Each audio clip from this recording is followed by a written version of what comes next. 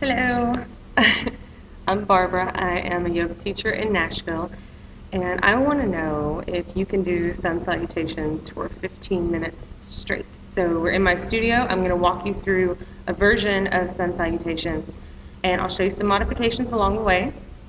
And once I get you all set up, I'm going to leave you to your own devices and let you see how many you can do in 15 minutes, or if you can even last for 15 minutes. And maybe as you get more accustomed to the motions and the breath work and all that, you'll be able to go for 30 minutes or maybe an hour, and that'd be awesome. So let's step over to the mat.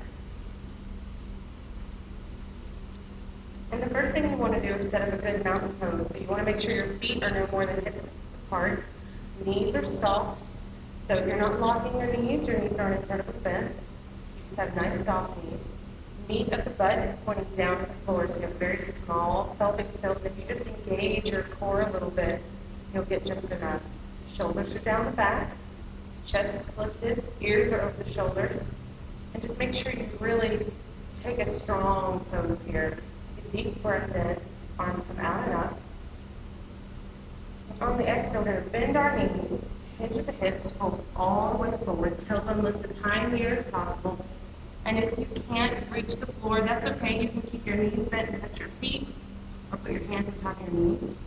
And on an inhale, we're going to half lift our body by sending our chest forward and moving the shoulder blades down the back. And again, if you can't touch the floor, you can always bring your hands on top of your knees to ensure that your shoulders are actually on your back. Make sure your arms aren't lazy. Really activate. And on the exhale, you're going to place your hands on the floor and take some giant steps back into the top of a push-up. So your wrists are underneath your shoulders, backs of your thighs are lifting up. And you take a deep breath in here, and you can lower your knees first. And then you can move your body weight forward a bit and make sure that when you bend your elbows are over your wrists. And on the inhale, you're just going to roll your shoulder blades onto the back and press into your hands just a little bit and keep the shoulder blades on the back. On the exhale, press into your index finger and middle finger. Roll onto your knees, curl your toes underneath, send your hips up, all the way back into what's called a downward facing dog. Now, if your heels don't touch the ground, they just don't touch the ground. If you keep your knees bent here, that's okay as well. You take one breath here, and on an exhale, you're going to walk your feet to your hands, taking as many steps as you need. Inhale, half lift again to your specification. Exhale, fold. And then on the inhale, you'll bring your arms out and up, flat back. And then boom, you're back in your mountain pose. So that's the modified version. And without the modifications, it's very similar. We're just going to lift our knees up when we're in the top of the push-up. And we're not going to bend our knees as we lean forward. So with time, this will come. So you've got your mountain pose back, feet are no more than hip distance apart, knees are soft, knee to the butt pointing down to the floor, navel in, shoulder blades on the back. And take a deep breath in, arms come out and up. On the exhale, hinging at the hips, arms come down to the floor, fingertips to the floor. Inhale, half lift the body, shoulder blades on the back. Exhale, giant steps back into the top of the push-up, wrists underneath the shoulders. Wide fingertips, press into the fingertips, deep breath in.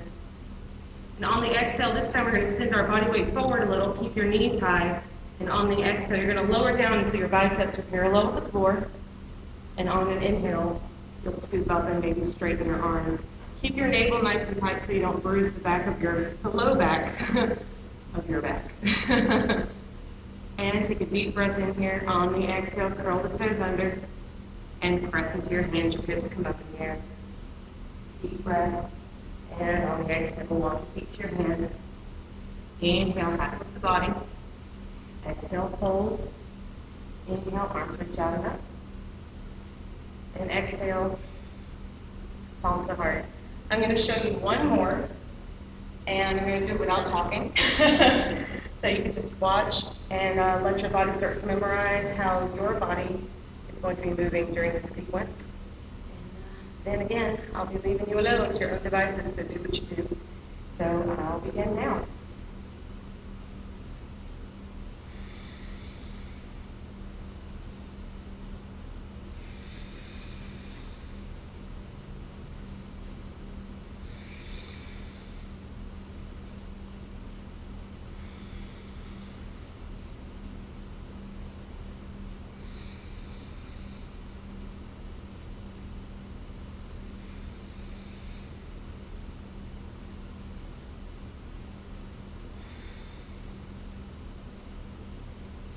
And in yoga, we bring our palms to our heart for a lot of reasons.